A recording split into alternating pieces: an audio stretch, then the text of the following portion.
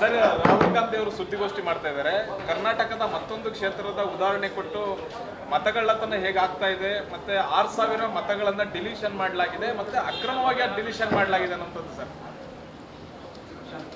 BJPಯವರು ಅವ್ರಿಗೆ ಏನಾಯಿತು, 2ನೇ ಎಲೆಕ್ಷನ್ ಆಗಿ 3ನೇ ಎಲೆಕ್ಷನ್ ಬರೋ ಅಷ್ಟರಲ್ಲಿ ಅವ್ರಿಗೆ ಪಾಪ್ಯುಲಾರಿಟಿ ಕಡಿಮೆ ಆಯಿತು. ಅವರು ಮೋದಿ ಅಂದ್ಕೊಂಡು ಮೋದಿಯವರ ಹೆಸರಲ್ಲೇ ಪಾರ್ಟಿ ಕಟ್ಕೊಂಡಿದ್ರು. ಯಾವಾಗ ಪಾಪ್ಯುಲಾರಿಟಿ ಕಡಿಮೆ ಆಯಿತು, 3ನೇ ಎಲೆಕ್ಷನ್ನಲ್ಲೇ ಅವರು ದೇಶದ ಎಲ್ಲ ಭಾಗದಲ್ಲೂ ಕೂಡ ಮತಗಳನ್ನು, ಅದರಲ್ಲೂ ಕಾಂಗ್ರೆಸ್ಗೆ ಅಥವಾ ವಿಪಕ್ಷಗಳು, ದೇಶದಲ್ಲಿ ಬೇರೆ ಬೇರೆ ಎಲ್ಲೆಲ್ಲಿ ವಿಪಕ್ಷಗಳಿದೆ ಅವರ ಮತಗಳನ್ನು ತೆಗೆಯೋದನ್ನು ಮಾಡ್ತಾಯಿದ್ದಾರೆ. ಅದು ಮಹದೇವಪುರ ಇರ್ಬೋದು, ಆಳಂದ್ ಇರ್ಬೋದು, ಬಹುತೇಕ ಎಲ್ಲ ಕ್ಷೇತ್ರಗಳಲ್ಲೂ ಕೂಡ ಮಾಡಿದ್ದಾರೆ. ಅವರು ಅಧಿಕಾರದಲ್ಲಿರ್ತಕ್ಕಂಥ ಕಡೆ ಜಾಸ್ತಿ ಮಾಡಿದ್ದಾರೆ. ಇದು ವ್ಯಾಪಕವಾಗಿ ನಡೀತಾ ಇದೆ. ಇಲ್ಲಾಂದರೆ ಮೊನ್ನೆ ಚುನಾವಣೆಯಲ್ಲಿ BJP ಪಕ್ಷ ಕೇಂದ್ರದಲ್ಲಿ ಅಧಿಕಾರಕ್ಕೆ ಬರ್ತಿರಲಿಲ್ಲ. ನ್ಯಾಯಯುತವಾಗಿ ಎಲೆಕ್ಷನ್ ಆಗಿದ್ದರೆ, ಈ ಎಲೆಕ್ಷನ್ ಕಮಿಷನ್ ಏನಾಗಿದೆ ಅಂದರೆ ಕೈಗೊಂಬೆಗಳಾಗಿದೆ, ಕೇಂದ್ರ ಸರ್ಕಾರದ ಕೈಗೊಂಬೆಗಳಾಗಿದೆ. ಅದರಿಂದ ನ್ಯಾಯ ಸಿಗೋ ಅನ್ನೋ ವಿಶ್ವಾಸ ನಮಗಂತೂ ಇಲ್ಲ. ಏನಾದರೂ ಕೊಟ್ಟರೆ ಸುಪ್ರೀಂ ಕೋರ್ಟು ಅಥವಾ ಹೈಕೋರ್ಟು ನ್ಯಾಯ ಕೊಡಬೇಕಷ್ಟೇ. ಈಗ ಮತದಾರರ ಪಟ್ಟಿ ಪರಿಷ್ಕರಣೆಗೂ ಕೂಡ ಕೇಂದ್ರ ಆಯೋಗ ಮುಂದಾಗ್ತಾ ಇದೆ. ಮತದಾರರ ಪಟ್ಟಿ ಪರಿಷ್ಕರಣೆ ಮಾಡೋದಕ್ಕೂ ಕೂಡ ಕೇಂದ್ರ ಸರ್ಕಾರ ಮುಂದಾಗ್ತಾ ಇದೆ ಚುನಾವಣಾ ಆಯೋಗ. ಮತ್ತು ಏನು ಅವ್ರು ಹೇಳ್ದಂಗೆ ಕೈಗೊಂಬೆ ಅಂತ ಹೇಳಿಲ್ವ ನಾನು. ಚುನಾವಣಾ ಆಯೋಗ ಕೈಗೊಂಬೆ ಆಗಿದೆ. ಅವ್ರು ಹೇಳಿದ್ದಕ್ಕೆ ಇವರು ಮುದ್ರೆ ಓದ್ತಾರೆ ಅಷ್ಟೇ. ಕೇಂದ್ರ ಸರ್ಕಾರದ ಪ್ರಧಾನಮಂತ್ರಿಗಳು, ಗೃಹ ಮಂತ್ರಿಗಳು ಏನು ಹೇಳ್ತಾರೆ ಅದನ್ನು ಅವ್ರು ಕೇಳ್ತಾರೆ.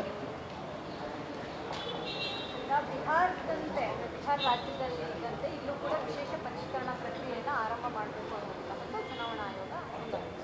ಚುನಾವಣಾ ಆಯೋಗ ಎಲ್ಲೆಲ್ಲಿ ಅವರ ದೇಶದಲ್ಲಿ ಎಲ್ಲೆಲ್ಲಿ ಕಾಂಗ್ರೆಸ್ಸು ಪ್ರಬಲವಾಗಿದೆ ಅಂಥ ಕಡೆ ಎಲ್ಲ ಕೂಡ ಮಾಡ್ತಾಯಿದ್ದಾರೆ. ಅದೇ ತೆಗೆಯೋದೊಂದೇ ಅಲ್ಲ, ಇನ್ಕ್ಲೂಷನ್ನು ಮಾಡ್ತಾರೆ. ಮೊನ್ನೆ ಮಹಾರಾಷ್ಟ್ರ ಚುನಾವಣೆಯಲ್ಲಿ ಕೇವಲ 4-5 ತಿಂಗಳಲ್ಲೇ ಲಕ್ಷಗಟ್ಟಲೆ 50 ಲಕ್ಷನ 60 ಲಕ್ಷನ ಮತದಾರರನ್ನು ಸೇರಿಸ್ಬಿಟ್ರು. ಹೇಗೆ ಸಾಧ್ಯ? ಸಾಧ್ಯನೇ ಇಲ್ಲ.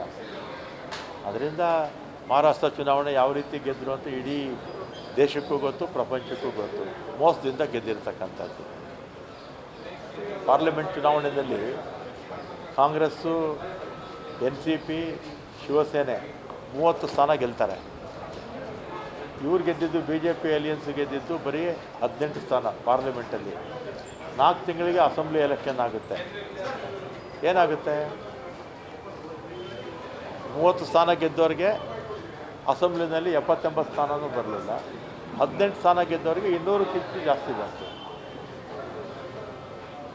ಆಮೇಲೆ ನಾಂದೇಡ್ ಅಂತ ಒಂದು ಬೈ ಎಲೆಕ್ಷನ್ ಆಗುತ್ತೆ ಮಹಾರಾಷ್ಟ್ರದಲ್ಲಿ. ಪಾರ್ಲಿಮೆಂಟ್ ಎಲೆಕ್ಷನ್ನು 2 ಲಕ್ಷ ಲೀಡಿಂಗಲ್ಲಿ ಕಾಂಗ್ರೆಸ್ ಅಭ್ಯರ್ಥಿ ಗೆಲ್ತಾರೆ. ಅದೇ ದಿನ ಅಸೆಂಬ್ಲಿ ಎಲೆಕ್ಷನ್ಸ್ ಆಗುತ್ತೆ. ಅದೇ ದಿನ ಅದೇ ಮತದಾರ 7-7 ಕೂಡ ಕಾಂಗ್ರೆಸ್ ಅಲಿಯನ್ಸು ಒಂದು ಗೆಲ್ಲಲ್ಲ. ಪಾರ್ಲಿಮೆಂಟಲ್ಲಿ 2 ಲಕ್ಷ ಮತಗಳಿಂದ ಗೆಲ್ತಾರೆ. ನಾಂದೇಡ್ ಬೈ ಎಲೆಕ್ಷನ್ ಕಾಂಗ್ರೆಸ್ ಅಭ್ಯರ್ಥಿ. ಅದೇ ದಿನ ಚುನಾವಣೆ, ಅದೇ ಮತದಾರ 7-7 BJP ಮತ್ತು ಅವರ ಅಲಿಯನ್ಸು ಗೆಲ್ತಾರೆ. ಇದರಿಂದ ನೀವೇ ಅರ್ಥ ಮಾಡ್ಕೊಳ್ಳಿ ಏನಾಗ್ತಾ ಇದೆ ದೇಶದಲ್ಲಿ ಅಂತ. ಈಗ ರಾಹುಲ್ ಗಾಂಧಿ ಅವರು ಆರೋಪ ಮಾಡಿದ್ದಾರೆ, ಆಳಂದ ಕ್ಷೇತ್ರದಲ್ಲೂ ಕೂಡ ಮತಗಳ್ಳತನ ಆಗಿದೆ. 2018 ಮತದಾರರ ಹೆಸರುಗಳು ಡಿಲೀಟ್ ಆಗಿದೆ. ಆಳಂದಲ್ಲೂ ಆಗಿದೆ, ಅದೇ ರೀತಿ ಗಾಂಧಿನಗರದಲ್ಲೂ ಆಗಿದೆ, ಬೇಕಾಷ್ಟು ಕಡೆ ಮಾಡಿದ್ದಾರೆ. ಕಾಂಗ್ರೆಸ್ ಒಂದು ಕಡೆ ಮತಗಳ್ಳತನದ ಆರೋಪ ಮಾಡ್ತಾರೆ.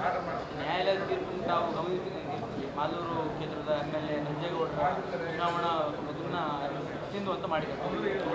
ತಾವು ಹೇಗೆ ನೋಡ್ತೀವಿ? ಈಗ ರೀಟೋಟ್ಲಿಂಗ್ ಆಗಲಿ, ಅಲ್ಲೇನಾದರೂ ಅಕ್ರಮ ಆಗಿದ್ದರೆ ಅಕ್ರಮನೇ ಅಲ್ವಾ? ರೀಟೋಟ್ಲಿಂಗ್ ಮಾಡಿ ಅಂತ ಹೇಳಿದ್ದಾರೆ. ಅಲ್ಲೇನಾದರೂ ಅಕ್ರಮ ಆಗಿದೆಯಾ ಆಗಿಲ್ಲ ಅನ್ನೋದು ಮತ ಎಣಿಕೆ ಆದಮೇಲೆ ಗೊತ್ತಾಗುತ್ತೆ. ಆಮೇಲೆ ಚುನಾವಣೆ ಆದಂಥ ಸಂದರ್ಭದಲ್ಲಿ ಯಾವ ಸರ್ಕಾರ ಇತ್ತು?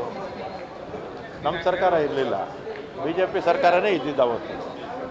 ಆಮೇಲೆ ಚುನಾವಣೆ ಆದ 10 ದಿನಕ್ಕೆ ನಮ್ಮ ಸರ್ಕಾರ ಬಂದಿತ್ತು. 20ನೇ ತಾರೀಕು ಪ್ರಮಾಣ ವಚನ ತೊಗೊಂಡಿದ್ದು ಮುಖ್ಯಮಂತ್ರಿಗಳು. ಇದು ಅದಕ್ಕೆ ಮುಂಚೆನೇ 10-15 ದಿವಸಕ್ಕೆ ಮುಂಚೆನೇ ಈ ಚುನಾವಣೆ ಆಗಿತ್ತು. ಆಗ BJP ಬೊಮ್ಮಾಯಿಯವರೇ ಉಸ್ತುವಾರಿ ಮುಖ್ಯಮಂತ್ರಿ ಆಗಿತ್ತು. ಅಲ್ಲ ಆಗತ್ತಲ್ಲ, ನಮ್ಮಿಂದ ಅಕ್ರಮ ಆಗಿಲ್ಲ ಅಂತ ಹೇಳ್ತಿರೋದು. ಆಗ ನಮ್ಮ ಸರ್ಕಾರ ಇರಲಿಲ್ಲ, ನಮ್ಮಿಂದ ಅಕ್ರಮ ಆಗಿರಲಿಲ್ಲ. ಅಥವಾ ಮತ ಎಣಿಕೆ ಸಂದರ್ಭದಲ್ಲಿ ಏನಾದರೂ ಅಲ್ಲ ಏನೋ ಆಗಿರ್ಬೋದು, ನಮ್ಮ ಸರ್ಕಾರನೇ ಇರಲಿಲ್ವಲ್ಲ, ಅದರಿಂದ ನಮ್ಮಿಂದ ಆಗಿಲ್ಲ ಅಂತ ನಾನು ಹೇಳ್ತಿರೋದು. ಕ್ಷಣ ಕ್ಷಣದ ಸುದ್ದಿಗಳಿಗಾಗಿ ಫ್ರೀಡಂ ಟಿವಿ ಸಬ್ಸ್ಕ್ರೈಬ್ ಮಾಡಿ, ಲೈಕ್ ಮಾಡಿ ಹಾಗೂ ಫಾಲೋ ಮಾಡಿ.